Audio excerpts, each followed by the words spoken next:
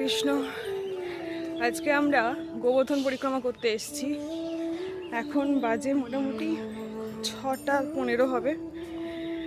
ভোর 4:30 থেকে শুরু করেছি। বৃন্দাবন থেকে বেরিয়েছি আমরা 3:30টার সময়।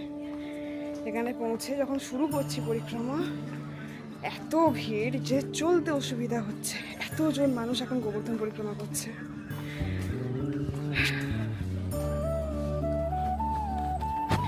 আমার সাথে রয়েছে আমার মা, সামনে বিক্রম প্রভু।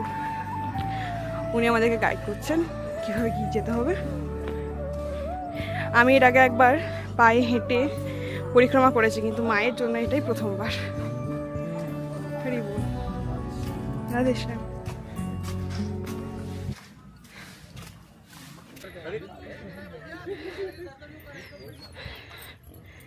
গিরিরাজ একদম একদম একদম সামনে।